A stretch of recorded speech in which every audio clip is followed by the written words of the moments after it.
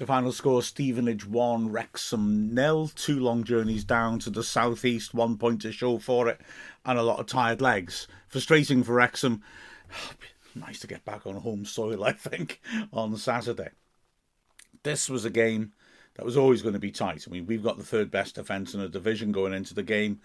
Stevenage had the equal best. In fact, there have only been 11 goals in the 8 games that they'd played previous to this clash. Yeah, things are tight in Broadhall away. And yeah, we started well. Phil Parkinson rotated. Obviously, Max Cleworth was injured and had to miss out. Dan Scarr came in and really showed why we brought him in. I mean, these players have been brought in, as I keep saying, on the summer as upgrades. And Scarr looked like a very, very high quality centre back indeed. And there were other changes as well. Ollie Palmer given a rest, Stephen Fletcher coming in, Elliot Lee given a break as well, James McLean going inside one, and Seb Reven starting at left wing back. And so, yeah, Wrexham refreshing the team around a bit, and George Evans as well came in, of course, the other change to give Andy Cannon a break as he returns of injury. And we started well, I thought. We were getting balls in behind their defence, trying to test them and using the ball well. We made one decent chance when O'Connell's gone across to play at right-sided centre-back in Cleworth's absence. Played a great ball over the top for Fletcher, who touched it on nicely. Marius racing in one-on-one with the keeper down the right channel. Had to take the shot early because there were defenders pursuing him.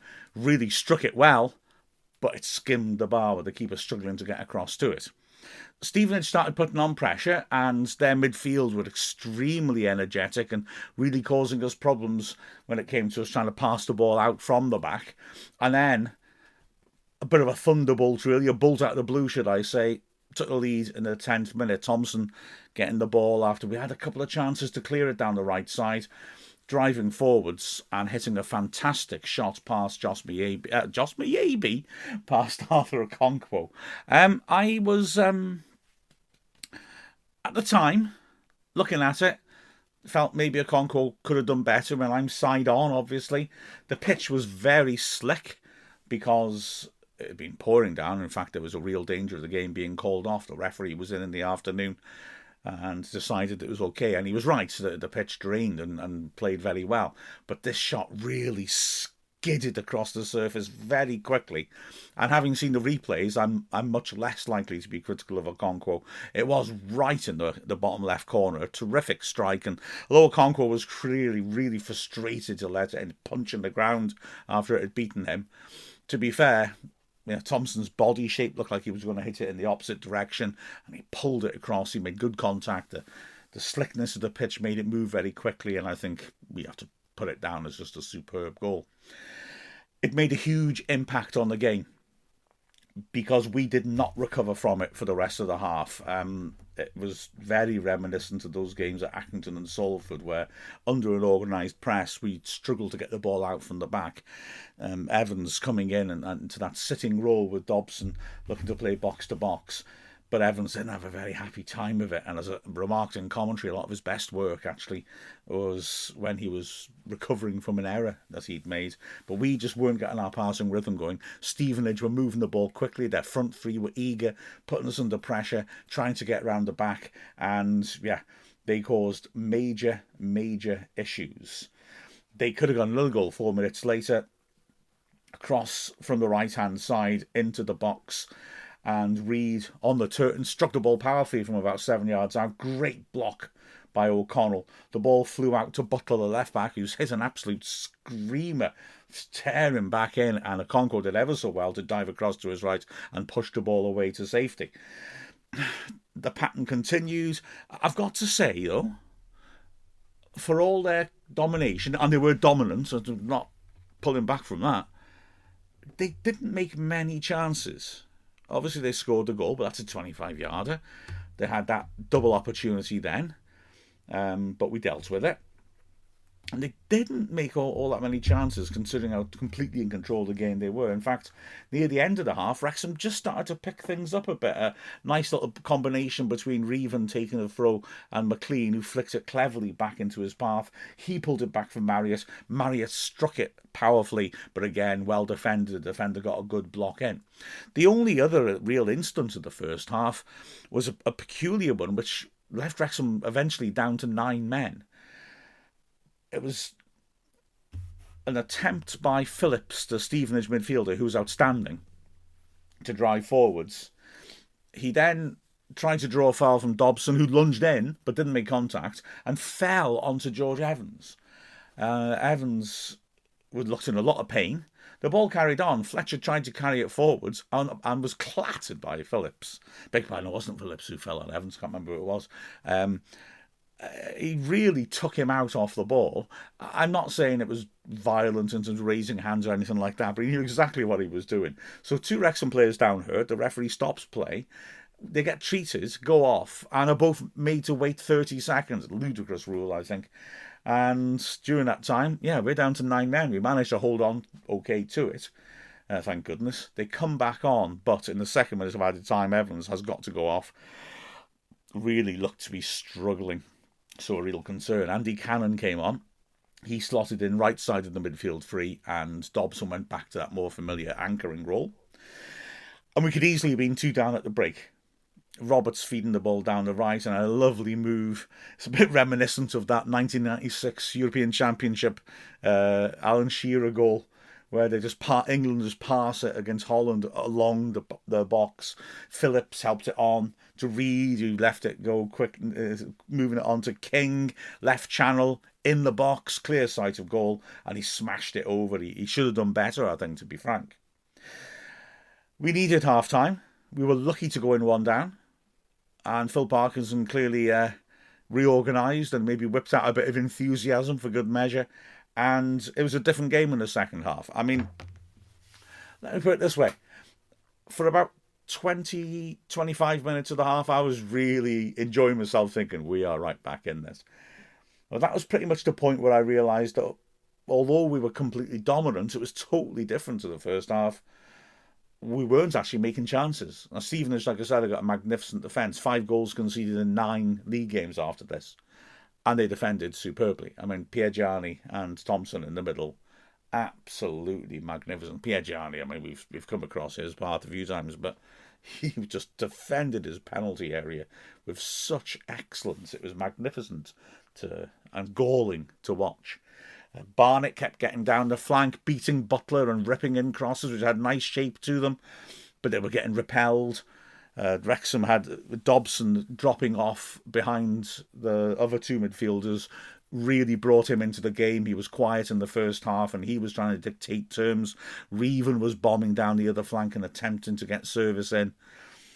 But we weren't really able to make chances. In fact, the only chance before we made substitutions in the 65th minute was a long free kick, which Fletcher knocked down on McLean just outside the D, bouncing a bit high on his right foot, couldn't keep his shot down and put it well over the bar.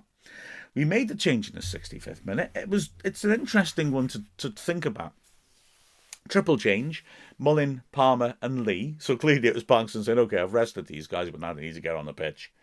They replaced Fletcher, McLean and O'Connor.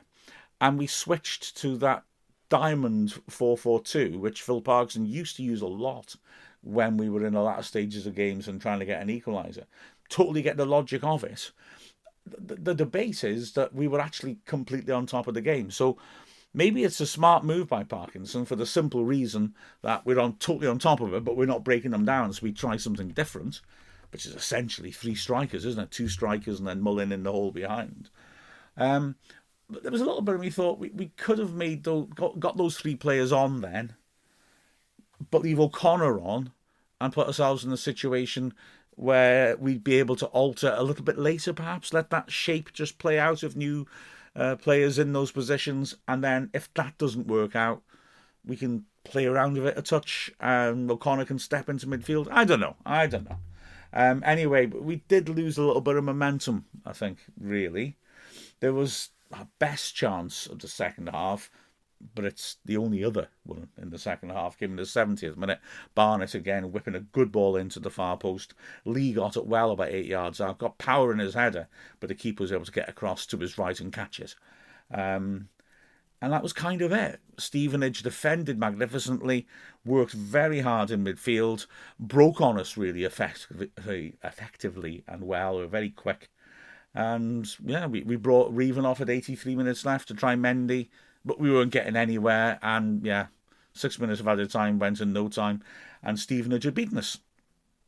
Very frustrating. 2 games in a row we haven't scored. Like I said, we need to hopefully reset on Saturday. As for the performances, well, yeah, Okonkwo, fair play. I wasn't sure about the goal, but I've got no problem with it now, really. So he did well, actually. He did well in the air as well when crosses came in. I thought the 3 centre-backs were very, very good. I mean, the first half, we were under all sorts of pressure. But like I said, Stevenage didn't make that many chances. More than us. Please.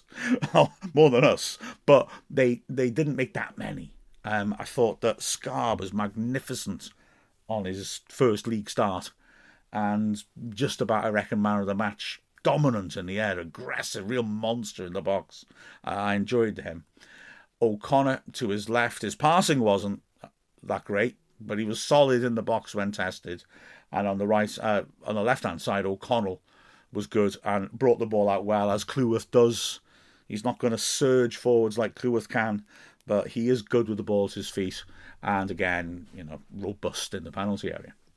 The wing-backs, McLean linked up quite well with Reven, and Reven was quick, getting up and down as always. He started off really positively. Wildin, the right back, is a very solidly built full back, and Reven was trying to run at him and get at him and was doing well physically against him in the air. But once we conceded, we weren't releasing him as well. In the second half, he made some good runs, but we got a lot more down the right-hand flank. Barnett, I thought, did well. Solid defensively in the first half. Second half, whipped a lot of crosses in, and I'm deferring to Andy Morrell here because I've heard some people saying his crosses were wasteful.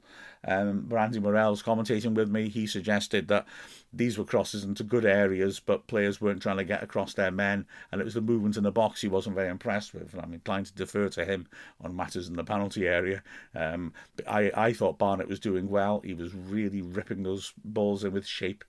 And it's a shame we only got one player getting on the end of them.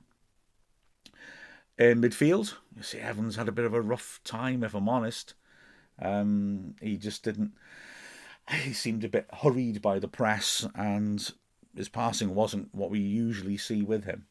Dobson quiet in the first half, but brought a good level of control in the middle of the pitch in the second as he shifted it around and tried to step up further to create things.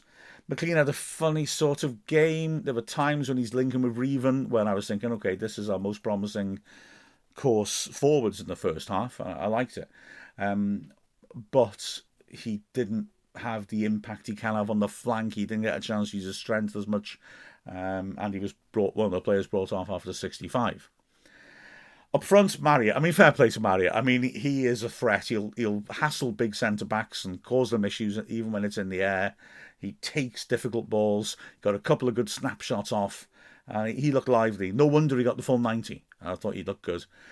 Fletcher had his moments, especially when he's switching the ball, but he wasn't... Well, I think to be fair to him, did we get enough players around him at times? Because he did win a fair few headers, but it didn't quite work out right for him.